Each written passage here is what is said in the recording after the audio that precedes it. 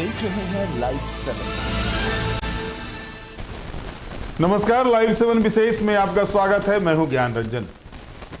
दोस्तों, एक खबर जो लगातार सुर्खियों में बनी हुई है, हिजाब वाली महिला, यानी बिहार में जो मामले हुए थे, चिकित्सक नियुक्ति के मामले थे, जिसमें मुख्यमंत्री नीतीश कुमार के द्वारा एक महिला चिकित्सक नुसरत परवीन की हिजाब खींचने का जो मामला सामने आया था, उसके बाद से लगातार ये राजनीतिक गलियारे में चर्चा का विषय तो बना हुआ ही है। इस पर कहें राजनीति जोरों पर है। कई विरोधी दल के नेताओं ने नीतीश कुमार से इस्तीफा मांगा, सार्वजनिक तौर पर माफी की मांग की, लेकिन इस बीच एक खबर जो आ रही है, वो खबर ये है कि वो हिजाब वाली महिला जो है वो बांग्लादेशी हैं। हालांकि लाइव 7 इस खबर की पुष्टि नहीं करता है, लेकिन बंगाल के एक अखबार में ये खबर छपी है और उसके बाद से ये चर्चा का विषय बना हुआ है कि क्या झारखंड में किसी भी बांग्लादेशी को नौकरी दी जा सकती है, या किसी भी देश में, किसी भी स्टेट में बांग्लादेशी को नौकरी दी जा सकती है।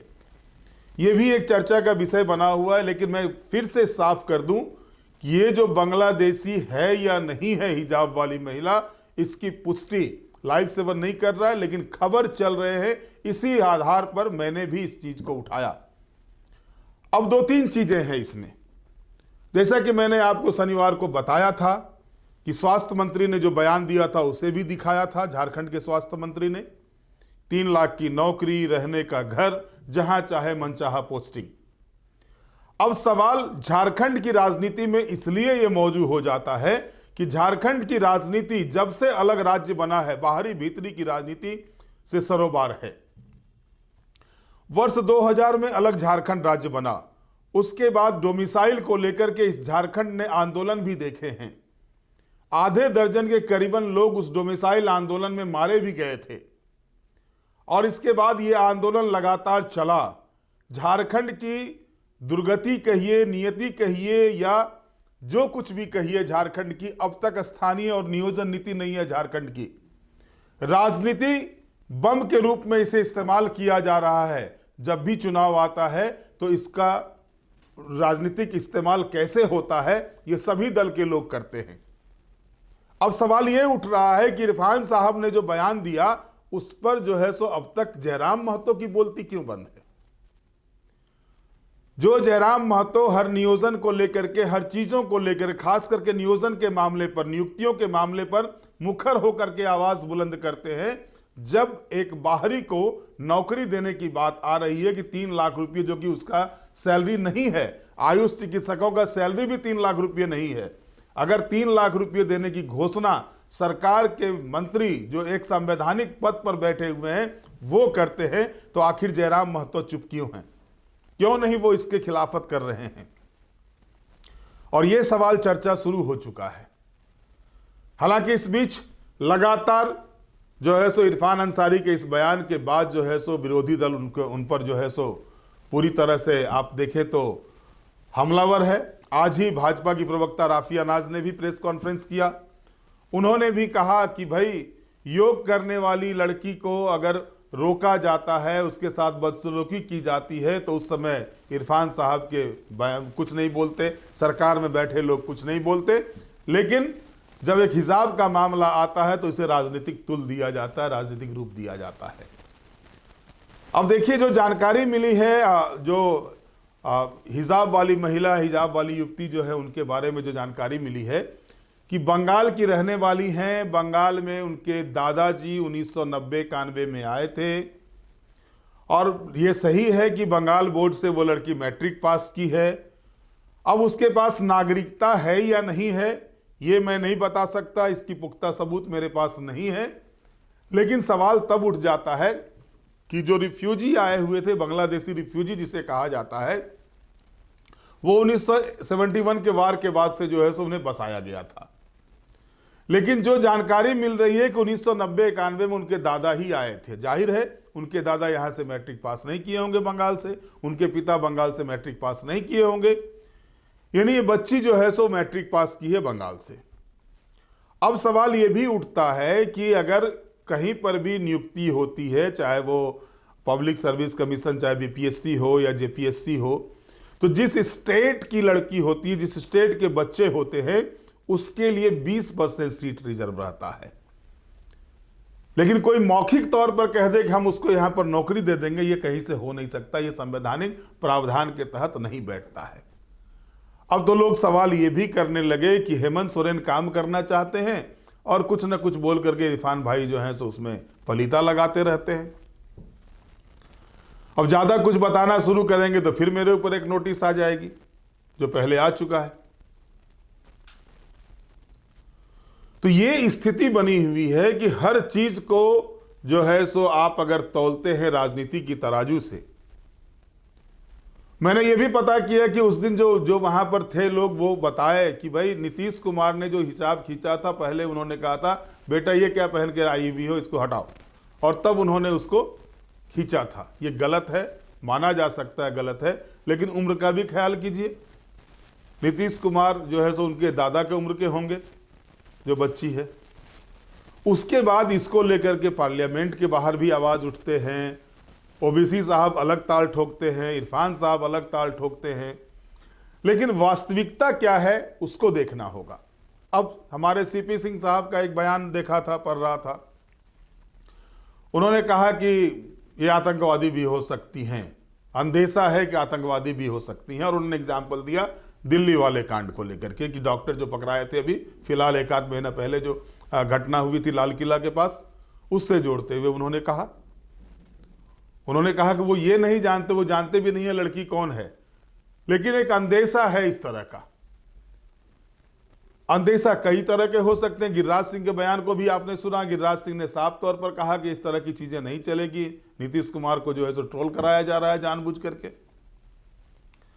अब सवाल वहीं आकर के उठता है कि जिस झारखंड में झारखंडियों को नौकरी देने के नाम पर लगातार आंदोलन हो रहे हैं, 25 वर्ष के झारखंड हो गए, झारखंड में 1932 का खतियान लागू करो, स्थानीय नीति बनाओ, नियोजन नीति बनाओ, ये आंदोलन 25 वर्षों से चल रहा है।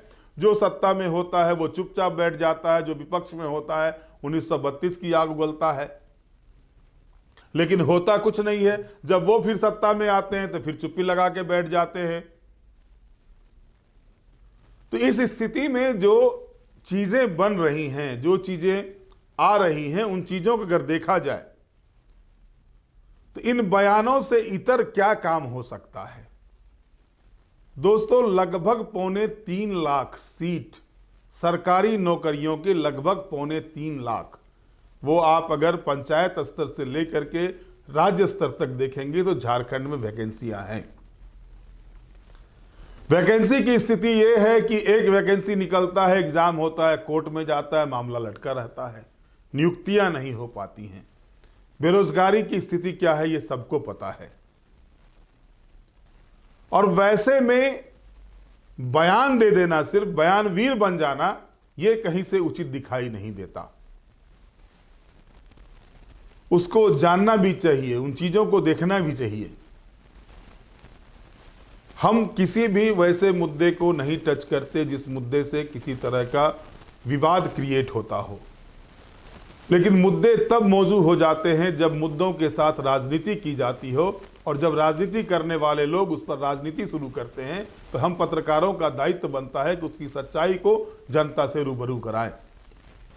और सच्चाई यह है कि किसी भी स्टेट गवर्नमेंट को यह पावर नहीं है कि सीधे तौर पर किसी को उठा के वो नौकरी दे दे।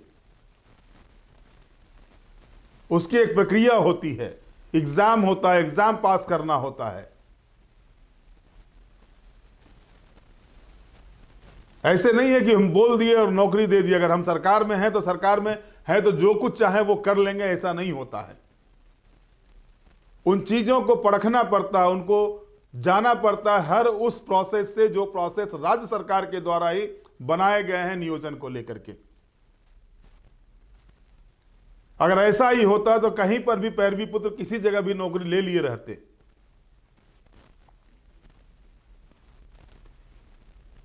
आलम तो झारखंड का यह देखा गया है दोस्तों कि पहली और द्वितीय जेपीएससी इसका उदाहरण है, किस तरह से पैरवी पुत्रों की भरमार उसमें है। कई लोग जेल जा चुके हैं। ये झारखंड ही है जहां पर जेपीएससी का पूरा कुनबा जेल की यात्रा खा चुका है, जो एग्जाम कंडक्ट कराता था। और उसके बाद इस तरह की बयानबाजी धर्म को लेकर के, जाति को लेकर के, महिला को लेकर के, वो लड़की जितनी शर्मिंदगी उस समय महसूस नहीं की हो गई, उतनी शर्मिंदगी तो लोगों ने उनकी चर्चा करके, राजनेताओं ने उनकी चर्चा करके उसको महसूस करा दिया होगा। आज सोमवार है, आज लास्ट डेट था ज्वाइनिंग का, लेकिन अब डेट को 31 दिसंबर तक बढ़ा दिया गया है। बिहार सरकार ने बढ़ाया, जो मेरे पास जानकारी आई है। अब देखना है कि 31 दिसंबर तक भी वो हिजाब वाली महिला नौकरी ज्वाइन करती, डॉक्टर नौकरी ज्वाइन करती है या नहीं करती है। लेकिन झारखंड के परिप्रेक्ष्य में यह देखा जाए कि हर उस चीज पर जहां पर कि जयराम खड़े हो जाते थे, इस मुद्दे पर जयराम खुद सामने नहीं आए हैं। देवेंद्र नाथ महतो का भले बयान आया था, लेकिन जयराम महतो खुद सामने नहीं आए हैं अब तक। वजह क्या है इसका? क्या यहां पर भी मुस्लिम वोट बैंक दिखाई दे रहा है? और सवाल उठेंगे इस तरह के। मैं कभी इस तरह के सवाल को नहीं लाता अपने विशेष में, लेकिन जब चर्चाएं होती हैं, एक होता है ना कि नींबू को उतना ही निचोड़ो जितना में कि वो तीता ना हो जाए।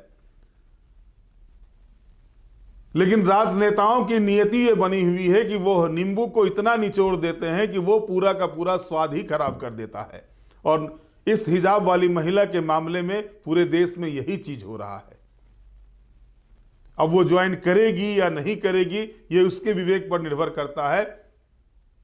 लेकिन उस महिला का कोई बयान नहीं आया है नीतीश कुमार के खिलाफ में, नहीं चला अब तक उनका बयान। उनकी एक सहेली का बयान जरूर आया, जो साथ में पढ़ती थी, कि वो भाई हिजाब में, हमेशा वो हिजाब में रहती थी, बहुत कम बोलती थी। इससे ज्यादा कुछ बयान नहीं आया। झारखंड खनिज संपदाओं से परिपूर्ण राज्य की स्थिति यह है कि यहां के युवा आज भी पलायन को मजबूर हैं। और इसका उदाहरण है कि विदेशों में युवाओं की, मजदूरों की मौत, गुजरात, मुंबई जैसे जगहों पर मजदूरों की मौत, ये सारे एग्जाम्पल आपको दिख रहे होंगे। लेकिन यहां कैसे नियोजित किया जाए युवाओं को, उसके लिए क्या पुख्ता कार्यक्रम किए जाए, पुख्ता नीति बनाई जाए। 200, 500, 1000 की नियुक्तियां होती है, काम तमाम हो जाता है, तीसरी कर दी जाती है। दावेदारी अलग से होती है। पूर्व की सरकार ने दावेदारी की, मैंने 1 लाख लोगों को नौकरियां दी हैं, कहां दी पता नहीं। और सिर्फ यही दावेदारी होती रहती है, यही दावेदारी चलती रहती है। और इस दावेदारी में पिसे जा रहे हैं हमारे राज्य के युवा। एक युवा विधायक था जो हर चीज को उठा रहा था, ऐसे मुद्दों को।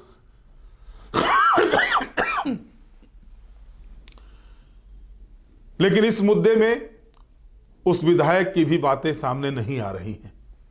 और तब मैंने प्रश्न उठाया है कि इरफान पे बयान पर आखिर क्यों चुप्पी साध ली है जयराम? क्यों साधे हुए हैं चुप्पी? राज्य सरकार एक नियम, एक नीति बना करके काम करती है। लगातार रोजगार को लेकर के हर विभाग को, पिछले टेन्योर से ही हेमंत सोरेन ने हर विभाग को दिया है। उनके यहाँ जो सीटें खाली हैं उसको जो जेपीएससी के तहत होना है जेपीएससी के पास भेजे, अधियाचना भेजे। जो जेएससीसी के तहत होना है उसके पास भेजे। नियमावली बनाई जा रही है हर विभाग के लिए नियुक्ति को लेकर के। बावजूद इसके प्रोसेस इतना स्लो है कि जिसकी चर्चा नहीं की जा सकती। और अच्छे अच्छे पदाधिकारी बैठे हुए हैं वहां पर जाकर के उन पदों पर, जिनका कि रिकॉर्ड अपने, जब वो राज्य के सचिव रहे, राज्य के मुख्य सचिव रहे, उस समय तक रिकॉर्ड उनका अच्छा रहा। आखिर क्या हो जाता है जब जेपीएससी या जेएससीसी जैसी संस्थाओं पर जाकर के बैठते हैं, तो वो चाल धीमी क्यों हो जाती है? यह भी एक बड़ा सवाल हो जाता है। उम्मीद की जाती है कि जिस तरह से लगातार ये चीजें देखने को मिल रही है, जो चीजें सामने आ रही हैं, कि इस तरह के बयानों से इतर,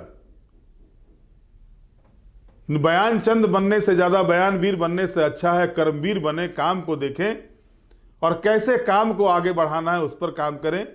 नियोजन हो, नियोजन मिले, युवाओं को रोजगार मिले, न कि किसी प्रदेश में कुछ हुआ उसको लेकर के मामले को टालते रहें, उस पर कुछ बयान दे दें। इन सारे चीजों से बचना होगा। बहरहाल जो जानकारी मेरे पास थी, मैं आज फिर से कह रहा हूं कि मैं उस खबर की पुष्टि नहीं करता कि वो बांग्लादेशी हैं या नहीं है, लेकिन ये खबर बंगाल के एक अखबार में चली है और उसी के हिसाब से ये कहा जा रहा है, वो चर्चा का विषय बना हुआ है कि वो बांग्लादेशी हैं क्योंकि उनके पिता और दादा 1990-91 में आए थे। ये भी बातें कही जा रही हैं। जो महिला हैं, जो हिजाब वाली महिला है, उन्होंने मैट्रिकुलेशन बंगाल बोर्ड से पास किया है, ये भी बातें कही जा रही हैं। बहरहाल आगे इस पर क्या होता है, क्योंकि 31 तारीख तक, 31 दिसंबर तक डेट बढ़ाया गया है ज्वाइनिंग का, आगे क्या होता है ये देखना दिलचस्प होगा। और झारखंड की राजनीति में जो एक बम छोड़ा गया है, इस बम का हश्र क्या होता है, जो ऑफर दिया गया उस ऑफर पर क्या कार्रवाई होती है, ये भी देखना दिलचस्प होगा। बहरहाल आज के विशेष में इतना ही। आप हमारे साथ जुड़े रहें, हमें लाइक करें, सब्सक्राइब करें। बहुत बहुत धन्यवाद। नमस्कार।